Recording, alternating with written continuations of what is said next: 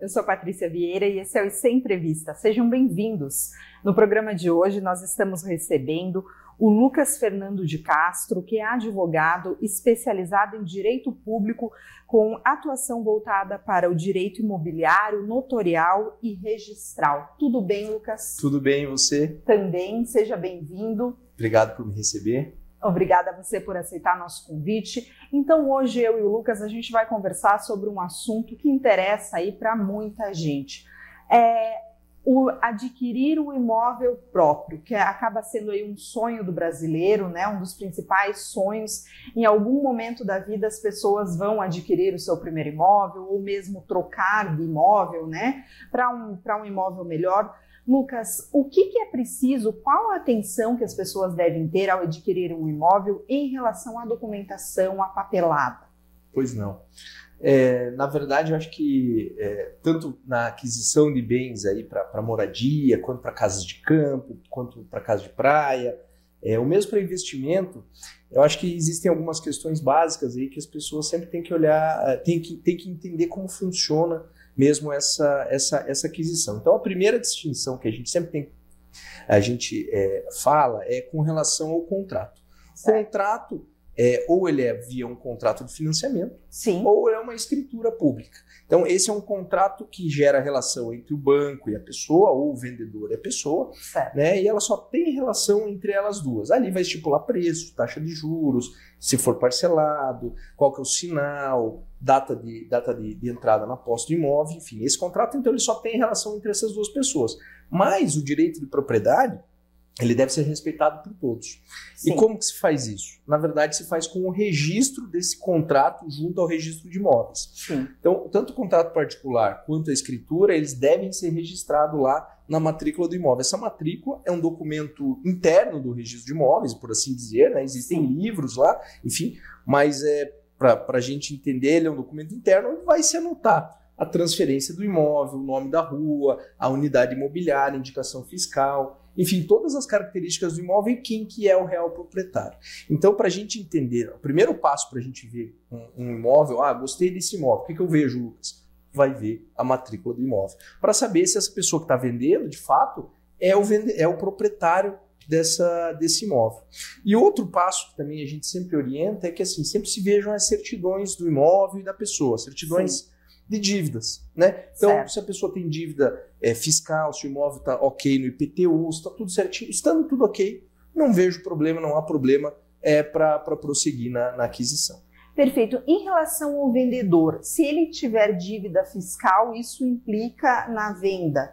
E se forem outros tipos de dívida, também implicam? Sim, com certeza. Na verdade, se tiver as dívidas fiscais, principalmente de IPTU ou mesmo do imóvel, Sim. a pessoa que está comprando, ela vai ter que arcar com essas dívidas. Então, ela Certo. tem que colocar no preço. Sim. Então, vai ter que, se o imóvel vale X, ela vai ter que deduzir essas dívidas, né? Se forem outras dívidas trabalhistas, criminais, enfim, outras dívidas de outras naturezas, também pode vir a complicar o negócio. Então, o ideal é que a pessoa, os vendedores, não tenham nenhuma dívida em seu nome. Se tiverem, claro, vai ter que ser feita uma avaliação maior, se a pessoa que está vendendo tem patrimônio suficiente para arcar com essas dívidas. Se ela não tiver, pode causar um complicador e pode até ser caracterizado fraude contra terceiros. Contra Perfeito. credores, desculpe. No caso assim, a pessoa está comprando através de uma imobiliária, a responsabilidade também é da imobiliária, ela mesmo assim ela tem que verificar quem é o real proprietário, o contrato ele é feito com a imobiliária, isso é necessário? Explica um pouquinho melhor para as pessoas entenderem. Sem problema. De fato, não é obrigatório esse contrato com a imobiliária, a gente chama de promessa de compra e venda ou Sim. proposta do imóvel, né? Mas é bem prático, é normal, é natural que se faça assim. E sim, a imobiliária ela tem responsabilidade, porque ela deve também fazer a verificação se o imóvel está correto, está em nome da pessoa que está vendendo. Não é obrigatório, mas sim é uma parte do serviço do corretor de imóveis, da imobiliária, fazer essa verificação prévia. E é normal a gente fazer esse contrato de promessa de compra e venda, normalmente tem um sinal de negócio, né? Sim. Esse sinal de negócio ele pode ser de duas formas, ou ele é um sinal que ele confirma o negócio e não gera direito nem para o vendedor, nem para o comprador se arrepender. Então, não quero mais, não pode.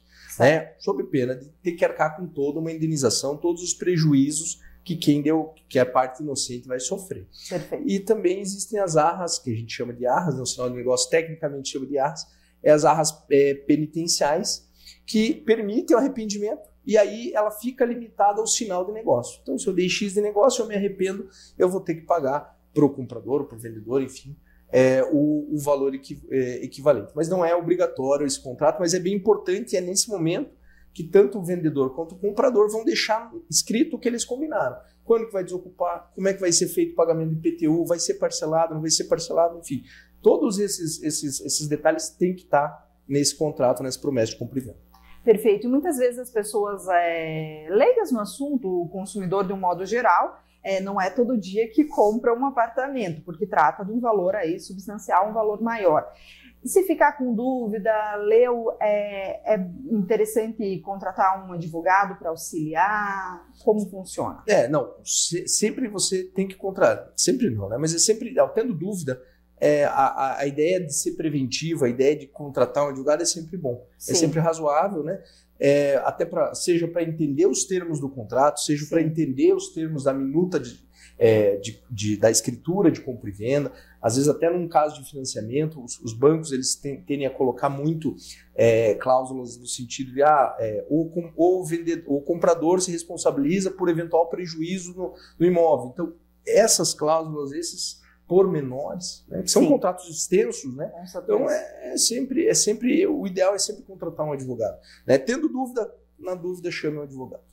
E Lucas, nesse caso, por exemplo, na maioria dos casos, os imóveis acabam sendo financiados por tratar de um valor alto. O banco que financia, ele acaba sendo um garantidor do negócio? Ele tem uma responsabilidade sobre o negócio? Sim. Na verdade, o banco ele faz um empréstimo com garantia daquele imóvel. Então, ele acaba fazendo uma análise mais formal. Sim. Né? Ele olha a matrícula do imóvel, ele olha ali, enfim, se está tudo certo. Se, por exemplo, a pessoa que está vendendo está na matrícula. Essas análises e faz uma avaliação do imóvel. Essas análises o banco faz, mas é mais formal. Então, não necessariamente ele faz uma análise mais aprofundada. Né? A gente sempre orienta que as pessoas eventualmente façam essa análise, talvez até vintenária, né? Dos 20 anos para trás, para ver se às vezes tem algum problema, às vezes tem alguma dificuldade, alguma fraude que não se aperceba. Então é relevante que se faça isso, mas respondendo de fato a pergunta, o banco acaba não sendo responsável. Por quê? Porque ele somente utiliza o imóvel como garantia daquele empréstimo. Então, se tiver algum problema, acaba sendo do comprador. Perfeito. No caso assim, de repente comprou um imóvel na planta, a construtora não entrega, o banco já tinha aprovado o financiamento, o consumidor ele acaba tendo a dívida com o banco? Aí é que tá. Ele mantém a dívida, claro que daí vai ser uma questão judicial, que vai ser objeto de uma análise do juiz, do global, do que entender, mas em tese ele teria que efetuar o pagamento dessa dívida, né? Em tese sim. Hipoteticamente, sim. Mas, claro, tem que se ver os pormenores de cada situação. Então, às vezes, o banco garantidor do financiamento do adquirente é o mesmo que está financiando a construção. Certo. Ou ele tem alguma relação com aquela construtora. Aí, de fato, tem que ser uma análise caso a caso, casuística, para a gente ver se essa responsabilidade. Mas a construtora certamente tem responsabilidade. Perfeito. E é possível comprar um imóvel em comum, ou seja, com parte ideal? A questão da parte ideal é muito engraçada, porque muitas pessoas acontece muito em terreno rural. Então, até na região metropolitana. Curitiba não tanto, mas na região metropolitana a gente já vê muito isso. Sim. Então, assim, uma pessoa está vendendo lá um imóvel 25% de uma área supostamente identificada. Então, você vai lá, se visita a área, quando você vai ver no documento, na matrícula, não, você está comprando uma parte ideal. Então, você é condômino. Essa parte ideal ela não está localizada documentalmente, Sim. Mas lá na área está. E o que acontece? Você acaba perdendo alguns direitos. É possível adquirir? O importante é que você saiba que você vai... O que acontece? Teu vizinho, que também é teu condômino, pode cometer alguma infração ambiental. Você é corresponsável na qualidade de condômino. Ou mesmo, pode acontecer um incêndio, alguma coisa que possa atingir um imóvel vizinho, que também você vai ser responsabilizado. Então, a gente tem que avaliar essas situações, pesar o risco e ver se a pessoa, de fato, está interessada ou não em adquirir e ter esse risco aí dessa situação. Perfeito. Outra situação que acontece muito, Lucas, é a questão de você comprar um imóvel de uma pessoa já falecida.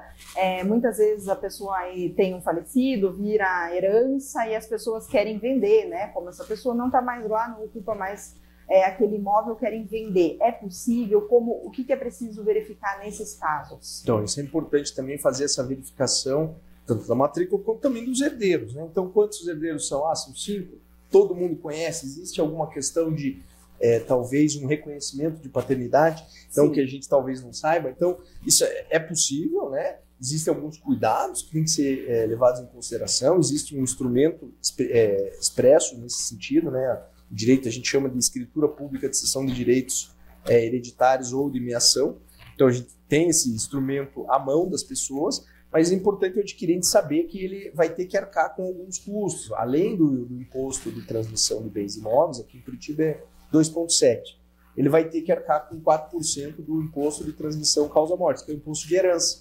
Certo. Então, isso vai ter que ser colocado na conta. Então, o imóvel vale X, ele vai ter que deduzir pelo menos essa despesa referente ao tributo, né, do inventário mesmo, né, ele vai ter que deduzir. Então, são algumas contas que têm que ser feitas antes, de forma prévia, até mesmo a fazer uma proposta. Perfeito.